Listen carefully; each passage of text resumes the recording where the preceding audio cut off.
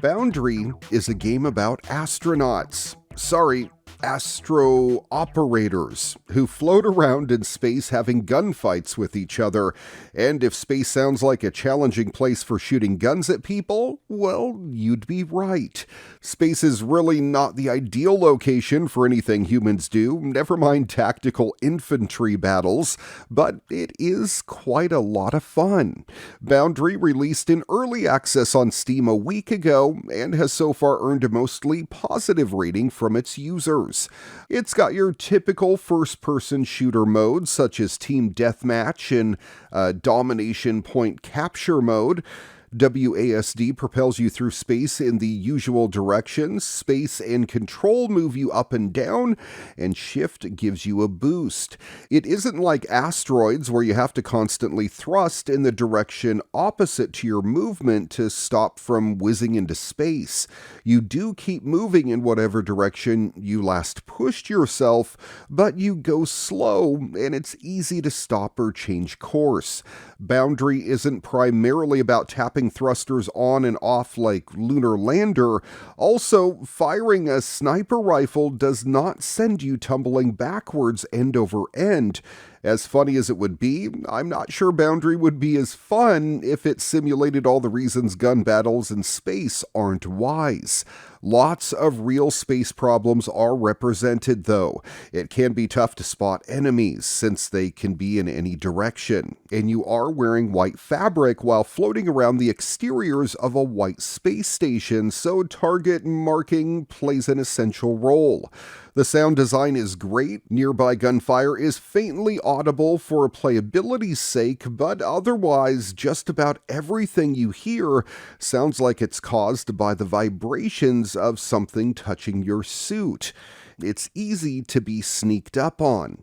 Your suit can be torn by hits that don't kill you as well, requiring you to hold F to patch it up, just like a real astronaut. Sometimes it's sort of like a shooter where no clipping outside the level is encouraged. You can run around inside the space station bits or go outside and shove off into the blackness of space.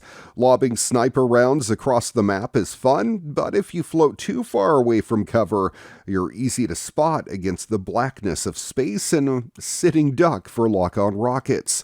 Maybe they should make black spacesuits for tactical soldiers.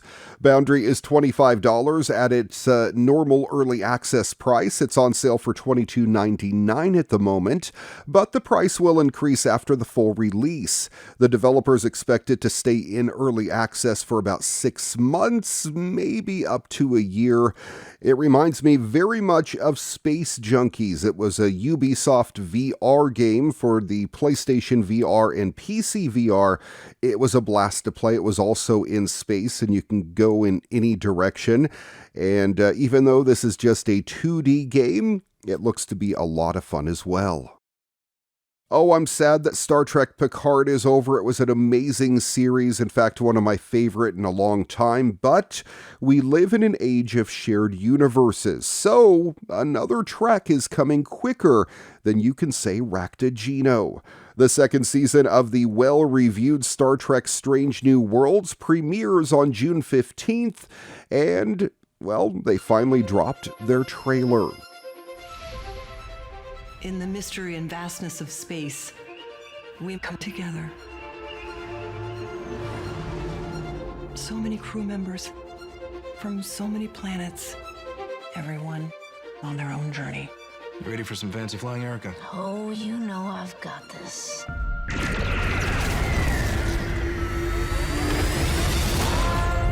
thinking it's a sign that the freckles in our eyes are mirror images. Meet James Kirk. You have an energy. What? It's making me sweat. I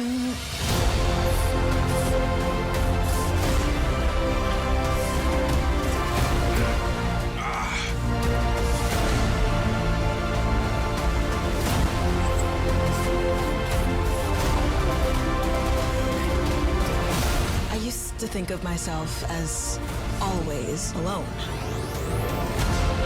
Not on this ship. Through great wonders and great danger. The next great age of exploration. It starts with us. You gonna say your thing? Everyone in the chair has their thing. I would like the ship to go. Now.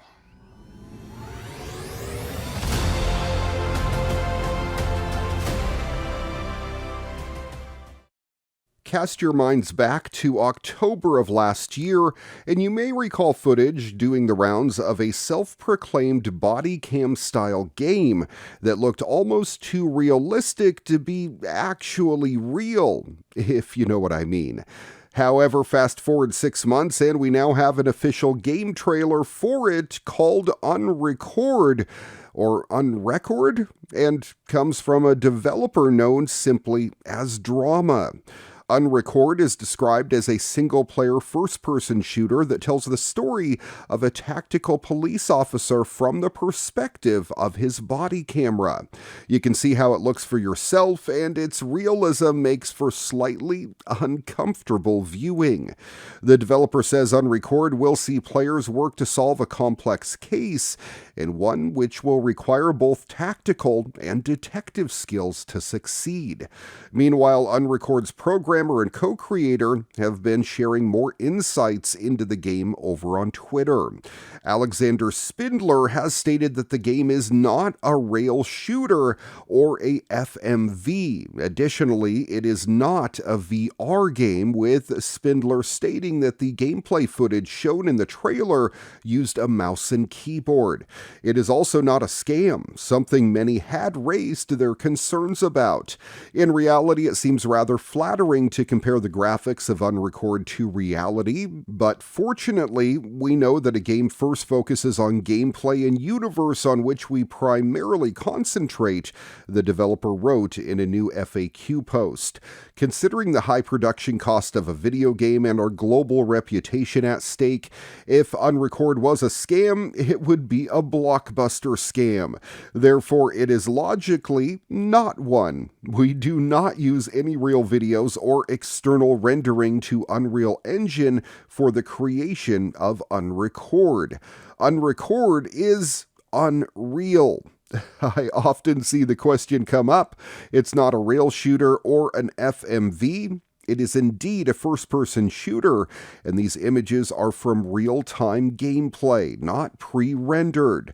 Thank you for all your feedback, Alexander Spindler wrote in a blog post. We don't have a release date or even a release window for Unrecord as of yet. However, the game now has a page on Steam, and if you're interested, you can go on over there and add it to your wish list.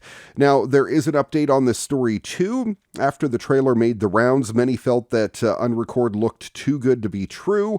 Now, Drama's Alexander Spindler has shared a short clip of Unrecord showing the game being developed within Unreal Engine 5. The footage sees the developer manipulating the game's environment before resuming gameplay. Then, once inside one of Unrecord's buildings, the developer proceeds to make more edits to the surroundings. For those who thought Unrecord was fake or a video, sorry, Spindler wrote alongside the footage, which you can check out for yourself on Twitter.